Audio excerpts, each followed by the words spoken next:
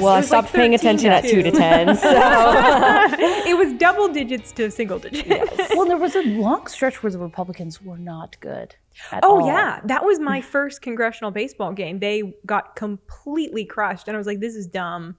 I'm sad. I don't want to come to these. And then they have won, I think, ever since then. Yeah. And it was really nice. Steve Scalise was the first batter.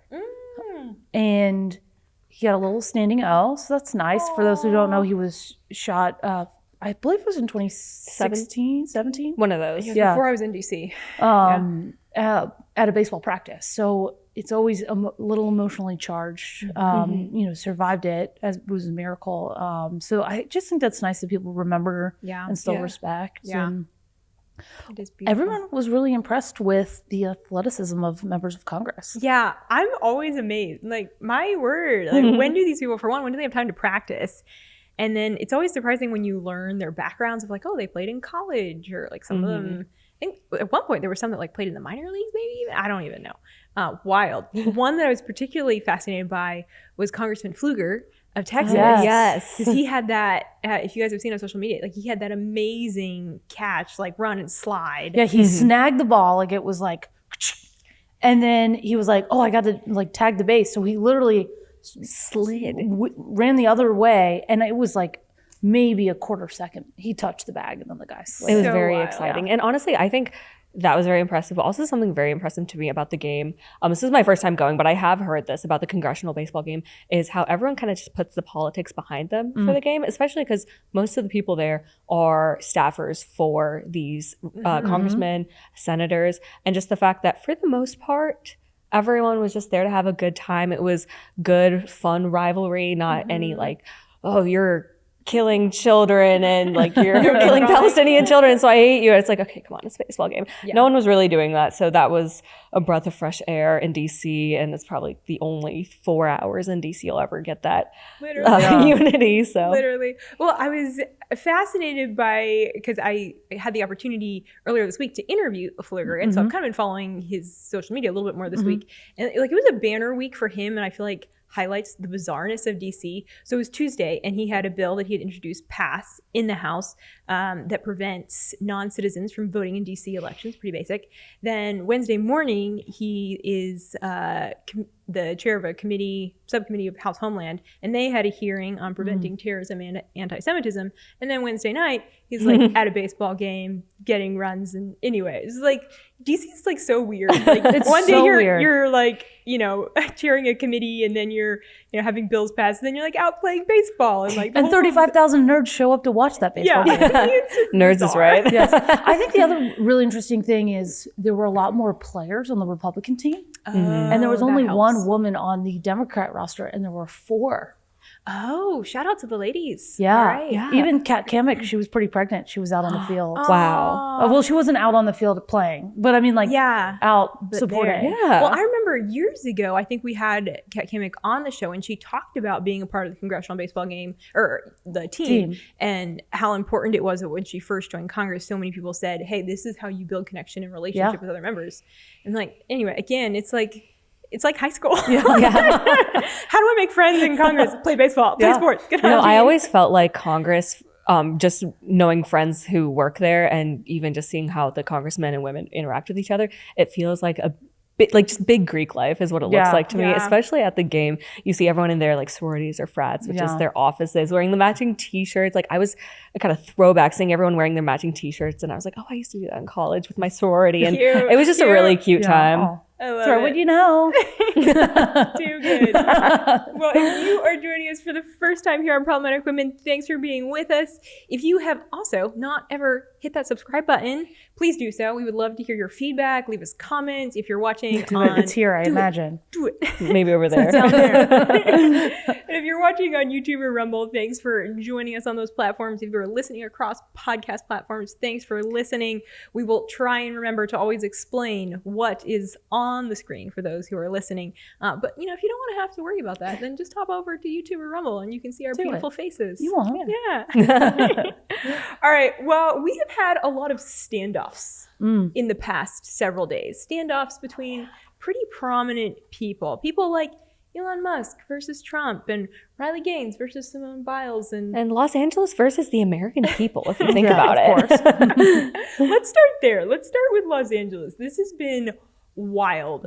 So for over a week now, massive protests, constant. And it started because ICE, Immigration and Customs Enforcement, they were doing their job. They went to Los Angeles to arrest criminal illegal aliens. And some folks in Los Angeles wanted to keep their criminals and got really mad and started breaking things and setting cars on fire. And we actually have some footage to show you kind of what it looks like. This is put together by our awesome colleague, Tony Kennett, host of the Tony Kennett cast. He'd want me to say that. And the Daily Signal's Top News in 10. But I think he has some great commentary and some pretty powerful images. Let's go ahead and roll that. We have several instances of attempted murder of police officers and federal agents. This is an absolute mess. This is not going to get quieter anytime soon. Any media outlet who tries to convince you that the riots in Los Angeles are mostly peaceful are lying to you. Okay, so when you guys started seeing all of this explode, were you surprised, or was it like, okay, here we are again? It's riot season. We're back. It's the summer of love. It's the summer of love. Yeah. Is that how we define love now? Well, remember that's what they call 2020. Yeah. So it's summer of love 2.0, obviously. 2.0. I was surprised because I feel like I haven't seen something on this scale since 2020. So yeah. I foolishly thought that the left probably learned their lesson and that that's not a winning message for the American people, but they haven't. But there are two people on the left who I noticed, maybe there's more, who did notice that this is actually not a winning message. It was Senators John Fetterman and Bernie Sanders. They both tweeted that this is not productive and it's just very harmful to their image and they're not going to win elections this way. Yep. I actually believe I pulled up their tweets so we can throw those up on the screen. But Bernie Sanders said, Dr. King defeated racist government officials and ended segregation through disciplined, nonviolent resistance. Yada, yada, yada. Violent protests are counterproductive and they play right into Trump's playbook. So true. And John Fetterman said, my party loses the moral high ground when we refuse to condemn setting cars on fire, destroying buildings, and assaulting law enforcement. So those are really the only two voices of reason on the left right now, and that's kind of crazy to me. Well, because you have Mayor Karen Bass in Los Angeles, who, like, you look through her X and you're like, all right, let me find something condemning the protesters. And it's all just condemning Trump and his actions to send in National Guard and ICE officers. I mean, she wrote, this was on Tuesday, she wrote, Angelenos are trying to live their lives, going to work, caring for their families, while facing the constant threat of sudden immigration crackdowns. It's like, what on earth, the threat of some sudden immigration crackdowns instead of the threat of illegal criminal aliens that are already on your streets? And Gavin Newsom, it's been the exact same talking points. And his rapid response team, his internal rapid response team has been on the ball. I think they have someone doing tweets like every 5 minutes is what it feels like, because I keep seeing Gavin Newsom tweet about how this is so bad and Trump bad and we need to protect people and this is what America wants. And I'm like, dude, your state is on fire. Like, why are you tweeting? It is literally on fire. It's unbelievable. And our colleague, George Caldwell, actually asked Speaker of the House, Mike Johnson, what he thinks about Gavin Newsom's handling of everything and if he should face consequences in a legal way. And this is what Mike Johnson had to say. We can roll the clip here. Speaker Johnson, the president said, possibly in jest, that if he were Tom Homan, he would arrest Gavin Newsom. Do you believe that Newsom should face consequences in a legal way? That's not my lane. I'm not going to give you legal analysis on whether Gavin Newsom should be arrested, but he ought to be tarred and feathered, I'll say that. I mean, look, he's standing in the way of the administration and the carrying out of federal law, right? He is applauding the bad guys and standing in the way of the good guys. He is trying to, he's a participant, an accomplice in our federal law enforcement agents being not just disrespected, but assaulted. This is a serious problem, and the governor is now filing a lawsuit against the president. What a joke. Do your job, man. That's what I tell Gavin Newsom. Do your job. Stop working on your rebranding and be a governor. So what do you think of that response from Mike Johnson? It was definitely entertaining. It was very direct. I think it was in a way classy that he kept it kind of short and sweet. He's like, he should be tarred and feathered, but we're not going to go further than that. Yeah, only for you to be like, very classy. It is kind of a classy way to get tortured. weird if you think about it. I'm joking. I'm joking. I think what's interesting is that these protests, at the end of the day, have nothing to do with immigration. It is a class on the left where all they want to do is destroy America by any means possible, right? It's fill in the blank protests where it's about, today it's trans rights, one day it's BLM, and now it's anti-ICE, and it's so shallow, and there really is no depth behind it. And not only is that bad enough, they actually embrace and pull in these people who are then doing the looting, are ruining their communities, and to them, they have no bad feelings about it. Really, any sort of destruction is good for them because it sends a message that you can't live life as normal until you agree to our ideas. And that's just such a way that the left operates in our country right now, where it's just, hey, we will make you uncomfortable, right? Even right now, for us here at the Heritage Foundation building, these protesters, we've had protesters for the almost 10 years that I've been at Heritage. And most of the time it's a group with their, pre-printed signs, and they stand out front and they say, we were outraged. And, they spend 15 minutes and they go to the next building. But these protesters, they want us to feel bad about ourselves. They want to hurt us, mostly in the way that some do actually want to physically hurt us, but most of them just want us to feel bad and intimidate us from just walking into work. And I know a lot of Americans feel that from their social media platforms and the way that their friends. I mean, that's the whole reason why the show was started, to know that you shouldn't be intimidated. It's okay to be who you are. But really, I think with these LA protests, number one, they're somewhat addicting, because you turn on the news and, okay, there's a car on fire, and it's like you're watching a war movie with people like on a bridge trapping cops, but it's terrifying when you think it's reality. Yeah, it's real people who are sitting in those cop cars having bricks thrown on their vehicle. Yeah, that's somebody's insane. dad, somebody's wife, somebody's brother. Like, these are people who are just doing their jobs, who are serving their country. Yeah. I think that there are three groups of people out there, especially, I would say, during the day, the protesters, you have some people that genuinely are upset and genuinely are like, hey, we should have open borders. Like, those are the open borders folks. And then I saw Jodie Sweetin, the Stephanie Tanner, was out protesting, which I thought was funny. That is actually really funny. You can either be her or like a DJ who has all these Christian movies out, like Which Way, America? You choose. Which full house character do you want? And then I think you have, like you said, Lauren, I think you have the true socialist Marxists. These are the people that literally believe we have to tear down America and rebuild it because everything is wrong about the country. And then you just have the opportunists. They're like, oh, cool, we're breaking stuff Free now. Adidas, great. Yeah, exactly. And those are obviously the people that cause the most damage. Those latter two groups cause the most damage because, of course, you have a right to protest. You have a right to be mad. I'm 100% going to disagree with you. We need borders. People that are here illegally should be deported. And if you don't think that, fine, you hold your sign, whatever. It's obviously crossing the line. That becomes a major problem. And now it's not just stopping in Los Angeles. We're seeing violent protests in Dallas and Austin and New York City, just all over the country. These are popping up. And it does feel like, oh, this is very much so 2020 energy. And all of this for what? They say that they're protesting these hardworking moms and dads, pillars of the community who are getting deported. That is not what's happening. That is not who's getting deported. And Virginia, I believe you pulled up some of the people who are getting deported. Some of the lovely individuals who this is who they're fighting for. Pulled off the streets of Los Angeles. So this is according to the Department of Homeland Security. So let's meet some of these lovely gentlemen. It's like a game show.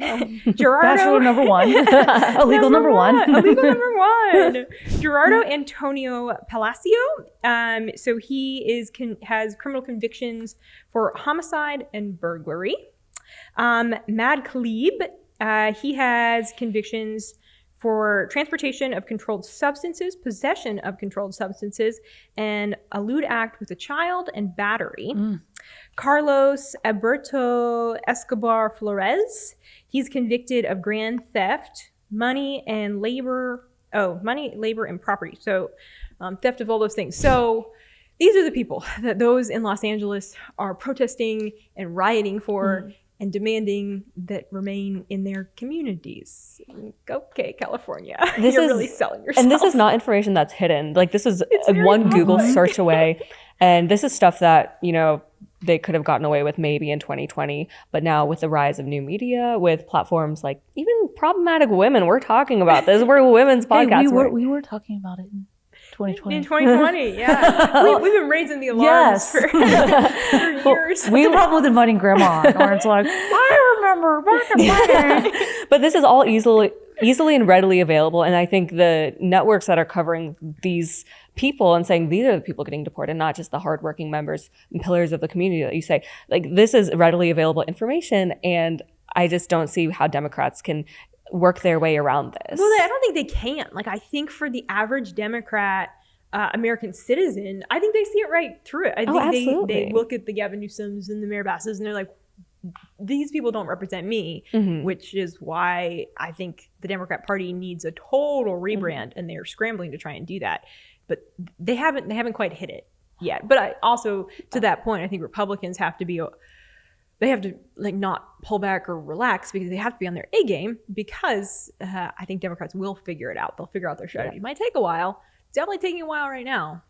And let me just say, I feel like Gavin Newsom, not only is he seeing California burn down in many different ways over the past year, he's also seeing so much money that he invested into rebranding as like a moderate jeans, button down wearing Democrat from California. He's seeing that image Who burn has down too. conversations on a school podcast with conservatives. Exactly. He put so much effort into that, and then he goes around and fans the flames of these riots in LA, and I just don't understand what his end goal Can't have with it this. both ways. Yeah, you can't have it both ways, But Gavin Newsom. I think to your point about rebranding, I spend a lot of time on the internet because of my job, and I've even seen the way the protesters are talking to one another in their Reddit chats, on these Facebook groups. So interesting. They are actually saying, please bring American flags.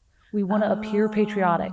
So you're right. They are thinking through the Interesting. branding of this, even on a very grassroots level. That's fascinating. And, I don't want to say I called this, but But I called it. well, But you can. for the past few months, as we're going from kind of the cold winter months where nobody wants to be outside through the spring, every pile of bricks that I see on the DC sidewalk, I'm like, is there a protest here?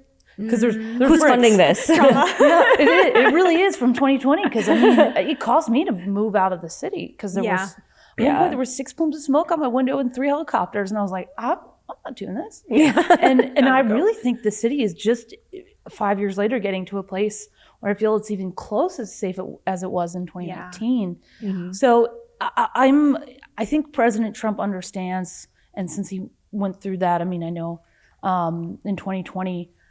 I think that's too why you don't see the military and the law enforcement standing down from these protests. Yeah, like, we're not doing this They are again. trying to make an example out of Los Angeles, as much as Newsom and Karen Bass are saying like, no, Trump's going too far. I think Trump knows that if he lets LA burn, even if that's what Gavin Newsom and Karen Bass want, other cities will burn. And to your point, it's spreading. So I think it's good. I mean, military action is always scary on American soil, but we need to make an example out of LA to make sure that it doesn't happen.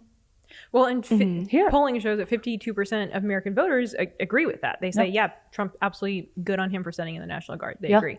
Someone else who agrees is Elon Musk. Wow. Wow. This is, I think, one of the positives that came out of the riots in LA. If there are any, there's this is probably the only this one. is the only one, is that it sort of brought Elon and Trump back together in a little way, because Trump, of course, was going off on Truth Social, criticizing Newsom, and, of course, bashing these insane riots.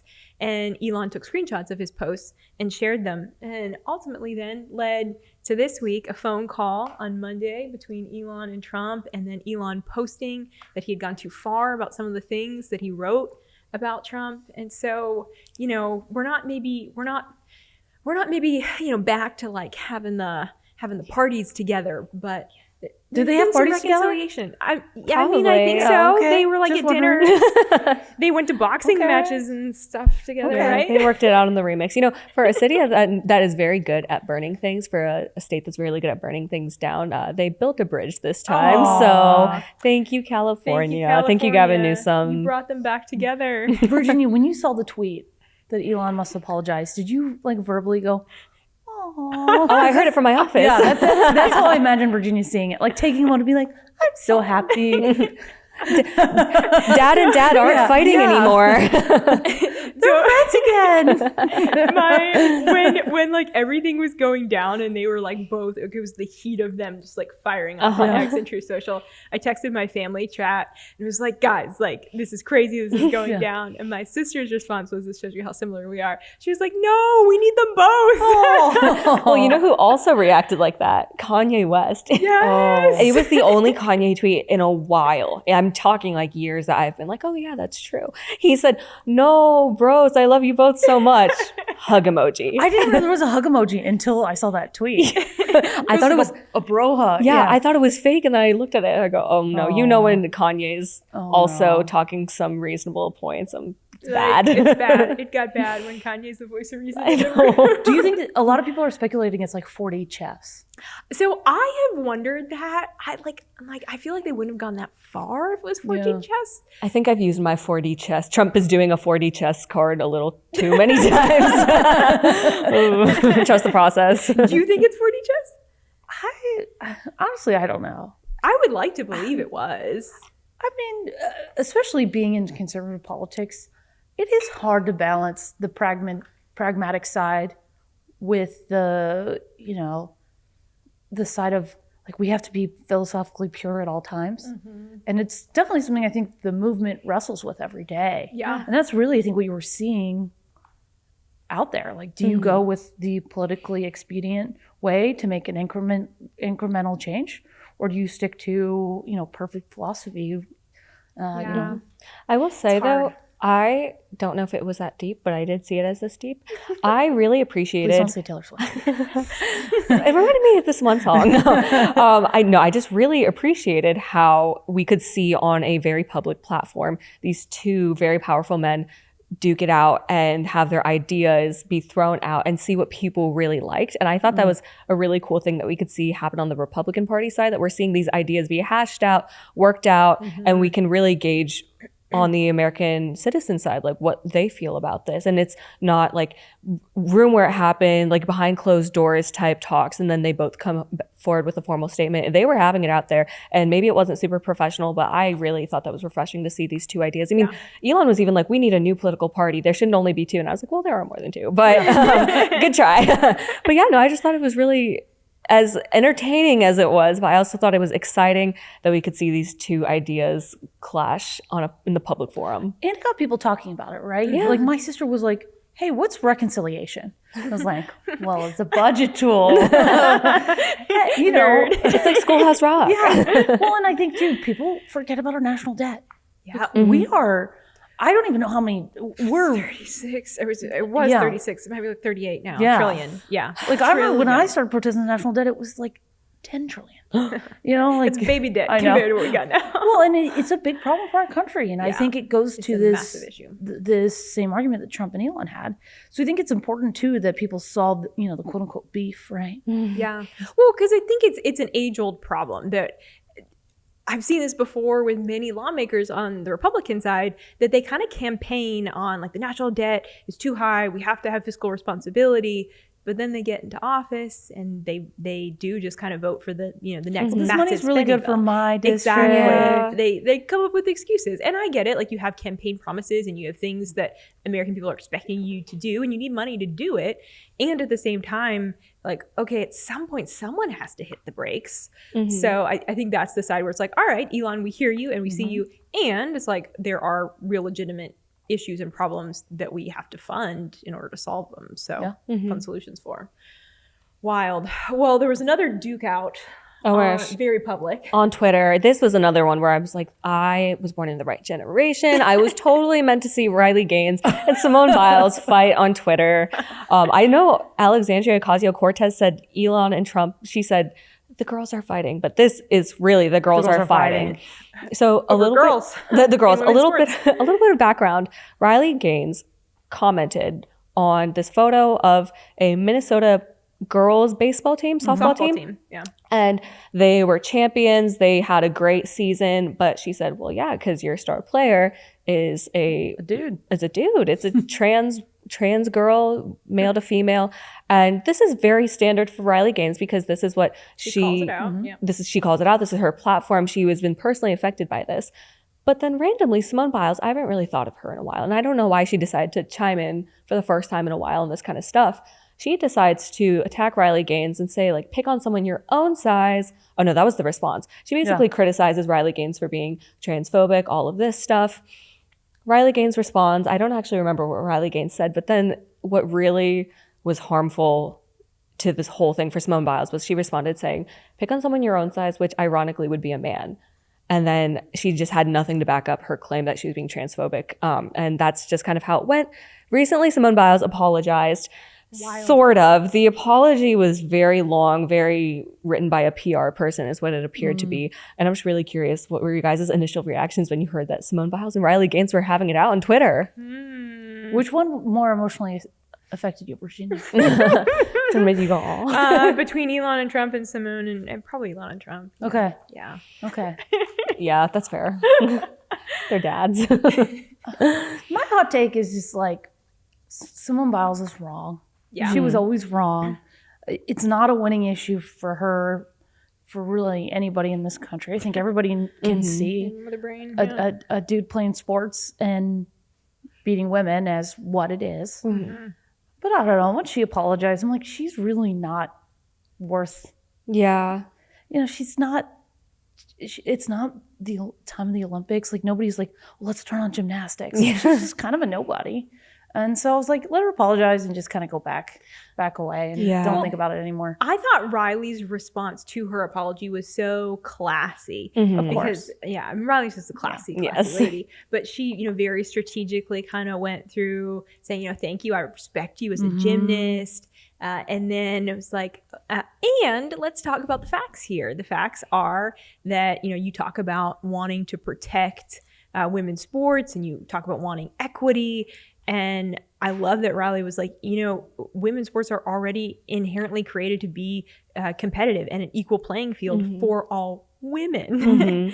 And so like when we maintain that and pointing out like, hey, it's the adults in the room that have for so long not stood up to protect those spaces and to protect women.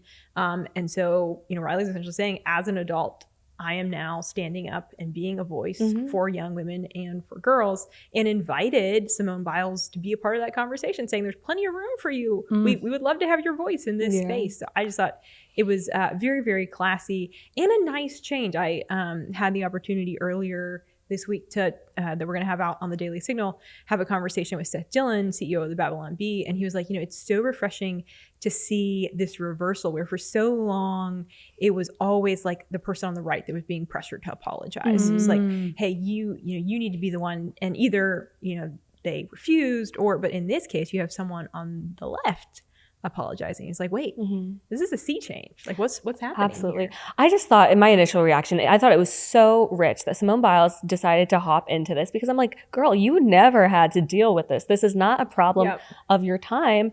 And you talk about wanting to be equitable and inclusive. That means lifting up those female gymnasts, those female voices that also want to aspire to be like you and they can't be like you because there's a dude who has muscle mass that just makes them infinitely better whenever you get measured up next to them. So when she had her apology, I was like, okay, like this doesn't need to be talked about for that much longer. But definitely, I have to agree. I was so glad to see that Simone Biles apologized. I'm glad to see how Riley Gaines handled it.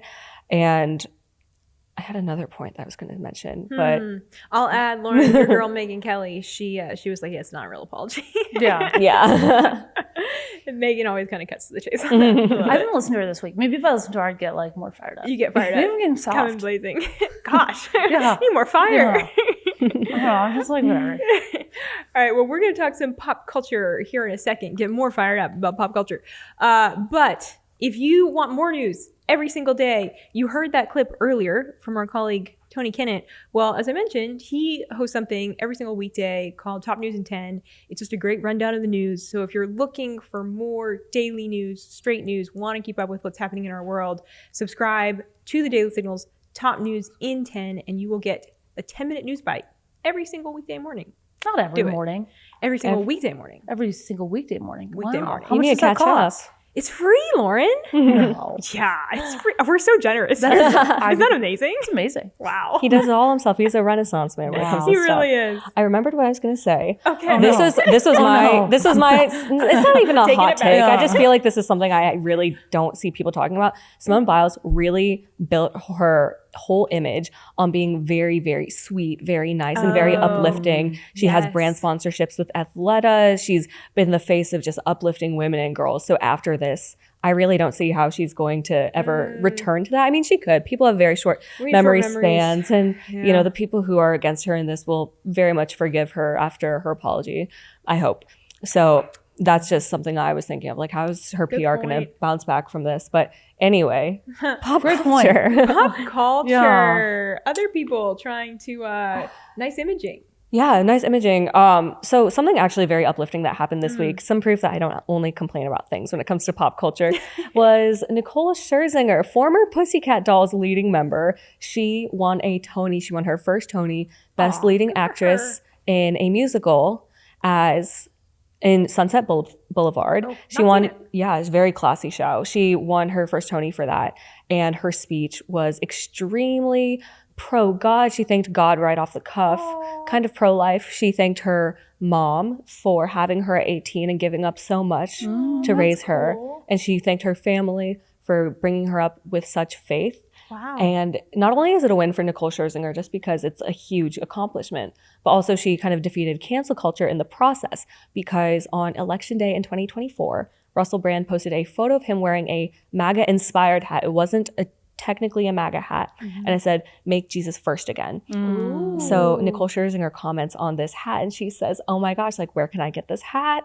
Super excited about it. And of course, the theater community did what they always do and tried to tear her down. But it was really indicative of a vibe shift that we immediately felt right when Trump was elected. It kind of felt like freeing, that we can be proud, especially seeing that the majority of America, not just the Electoral College, but the majority of America wanted this man. So it's really freeing not to have to apologize, like you guys said, and to be taking ownership of that. So yes, you know, she's in the theater community. She did say an apology, but she apologized for how it might have made her fans feel. She didn't apologize for her faith. And in fact, she doubled down and defended that she has this deep faith and that it's something that means so much to her.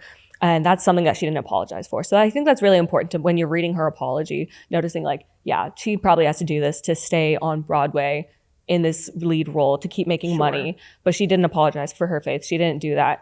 And it didn't really affect her that much. And it didn't affect the show that much, because the show was at above 80% capacity for months and months and months. It reached its highest gross many months after it was open. And it was nominated for, I think, Best Musical, I'm pretty sure. And she won for Best Lead Actress. So Nicole Scherzinger, you won a Tony, but you also won the cancel culture battle. Wow. Won American Hearts. Yes. Also, the Hamilton mashup was really cool. Yeah. I kept seeing tweets from my conservative friends saying, like, "Can I liberal out for a second?" Yeah. Like, and they're just like so excited about it. I was like, yeah. This, and it's crazy. Hamilton is very like Obama era hope, optimism. And it was kind of brave of them to, I mean, I know it's the 10th anniversary, but it's just such a juxtaposition now with all this ICE immigration stuff. And the whole show is about like, we did Hamilton in American history with immigrants. And I'm like, can we please just go back to simpler times 10 years ago? But I'm really curious what you guys think of Nicole Scherzinger's triumph over people who tried to cancel her. Well, again, I feel like it's like a little bit of this sea change in America. That it's like, all right, we're seeing the vibe shift. And I do think it's the juxtaposition, right? It's like LA's burning. And I think that for the average American, they're recognizing, okay, like, let's be normal. Let's just be normal. It's the common sense thing. We've said it so many times. Trump won on a platform of common sense. Americans want common sense back. We're just tired of everyone being like angry for some, you know, random post or a hat, or it's like, please, come on, guys. Well, and I think there's a tide that turned about halfway through the election where people finally felt like they can be conservative in public. Yeah. Right? Because before it was like, hey, I got a red hat. Yeah. And I wear it at home sometimes. You have a red hat. You know, we're now like, you see people out all the time. And I know our friends in the South are like, oh, I've been wearing my red hat. You're lucky. Very lucky. but I think there's something that changed. And I think it's part of it's Elon. I think part of it's just, you know, after Trump was shot, luckily, it, you know, it just grazed his ear. But I think a lot of people were like, this man like took a bullet. Yeah. Like we can wear the hat. Yeah. So I think a lot of it too is people are just willing to say, you know, I won't be bullied. Yeah. And good for Nicole Scherzinger. And I think the more that we build that, the more that people can stand up and feel comfortable in their own. Yeah. And someone else who's standing up and trying to bring a shift in that space is Zachary Levi. Yeah, Zachary Levi. I'm such a fan of. I love him. He's such a cutie. Flynn Rider, my favorite. He's Chuck. And Chuck. Exactly. My favorite show of all time. Wait, which show? Chuck. She was probably in diapers when I was on. Probably. You were kind of like the girl in Chuck. Oh, thank you. Yeah. Wait, the sister? Ellie or Sarah? I'm thinking Sarah, but you also kind of look like, Wow. because you're like a dark-haired Dark-haired Sarah. version. Oh Yeah. my gosh. You think I Yeah. could be a spy? Yeah. Oh yeah, totally. Really? Remember, wasn't That's the that like your nicest thing dream? you've Wasn't ever that like said your to dream me. job at one point? A sniper. A sniper. Oh my gosh, Virginia. Everybody was like, if I'm not a problematic woman and like working for the Heritage Foundation Daily Signal, I would probably want to be a sniper. It would just be really cool to have the skill to serve your country in that way. In that way, yeah, definitely would be cool. We were just sitting at lunch and all the bros at lunch were like, yeah, I like to play Call of Duty and just like, get out, like, this is why men and women are so different. And then you have Virginia who went up both. I want to serve my country. No, that's super cool, Virginia. Well, that was a rabbit trail. Sorry. Zachary Levi. Yeah. There's still some time for you to be a sniper. Oh, wow. thank you. Wow. Okay. I don't even know if I should disclose that publicly. Yeah. You can achieve your dreams. Anyway, Zachary Levi, he says he wants see, that was a cliffhanger. Yes. He said he wants to start a non-woke movie company. Which would be so cool. It would be really cool, although it's in the infancy. He doesn't really have too many details out about it yet. But he's friends with Elon, right? Maybe? I guess. I actually don't know. I don't know. You have a chart? I'm just going to start the rumor. Yeah, they're totally best friends. But Zachary Levi is one of those actors who he was, I would say, pretty close to A-list sometime recently, maybe B-list. He was in Shazam. He's always been A-list, Elise, in our hearts. He was in Chuck. I actually don't know how to delineate between the two, but, you know, he got... NBC put so much money behind Chuck in the day that his face was everywhere. Like he was the face of Subway for a while. Did you know that he directed some of the episodes in Chuck? Does not surprise I've me. watched a lot of behind the scenes footage. I need to watch. I'm going to watch that instead of work later. okay. Sorry, Everyone Kate. should watch it. But he was at odds with his co-star in Shazam, Rachel Zegler, the left's darling Rachel Zegler, because he obviously is pro-Trump. She is decidedly against everything that he stands for and apparently made press hard. So now he wants to start a non-woke movie company. And I have mixed feelings about this because, like, on the one hand, more power to him. We've seen this done really successfully with Angel Studios, The Chosen, even back when the History Channel did their version of the Bible. It wasn't necessarily like non-woke, but it was more so just like traditional stuff. But I honestly, whenever I watch conservative media, I can't help but cringe because it's all about like, oh, we want to own the libs and like, look at us, we can make this joke. And it's just like, come on, like normal conservatives don't talk like this. So I'm waiting with bated breath He to could see produce how God's this. Not Dead 3. Please no. Oh, I think I saw that in theaters with youth group, and I was just like, something about this doesn't feel right. Yeah. But it's just like when I think Your heart is good. when I think of non-woke movies, I'm not thinking of like God's Not Dead 3, but I'm thinking of like a Sandra Bullock rom-com from back in the day. Just like a or normal movie. just something normal movie, and yeah. with like, you know, a woman and a man falling in love, and when a hand touch is more intimate than just like a sex scene that they unnecessarily put in. Yeah. But I'm just really curious about you guys. What are some of your favorite movies or TV shows that could not be made in 2025? Oh gosh. I can get us started because I've thought about this. I have a lot of them, but I think one that could not be made in 2025, which is sort of recent, is Pitch Perfect. That's so true. I love Pitch Perfect. It's from 2012, 2011. All of The Office. The Office That's could not true. be made today. Absolutely. The amount of cringe in that.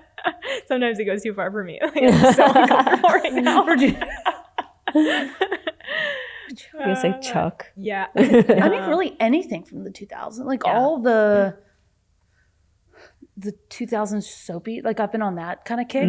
I watched all of Dawson's Creek recently. Okay. And then I've been watching OC, and like everybody knows that One Tree Hill is one of my favorites. So, but like the stuff that they do there, and like the words that they use, which people say we can say now. I'm still not going to say it on PW, but it's crazy how different. It's just it normal. was. Yeah. I would also like to add old school Big Brother, because I know that show is still going on, but I recently rewatched some seasons I watched with my sister when I was younger. Sorry, Mom. I wasn't supposed to watch it. And just seeing how non-politically correct they were with the insults that they hurled at each other, it really gave room for them to be creative with it almost. And it was just so much more entertaining. They had all these hot people walking around in like board shorts and bikinis, and I'm like, this is Americana. Like, bring this back. That makes me think of Mean Girls. I'm like, Mean Girls probably couldn't be made today. Probably not. They just made one. And it was but bad. it's like a woke Mean Girls, right? It was I don't know. I didn't bad. I wouldn't say bad. It wasn't great. I loved Renee Rapp. She was man. great. All right, we got to talk question of the week. So, quick review. Last week, we asked, is America becoming less gay? Or ungaying, as Speaking we called of it. words they said in the 2000s, but Yeah. That long ago had a very different meaning. So some responses from you all. Thanks for responding. I'll read a couple of the good ones. So Anna Caring Young, she writes, DC is still gay, but other places are less gay. Like, yeah, I think you're probably right. Well, did you hear people were complaining because Pride was last weekend? And there were no gay people at Pride. It was all liberal white women. Stop. That's called bisexual. The Mad Music writes, I hope so. And then, thank you.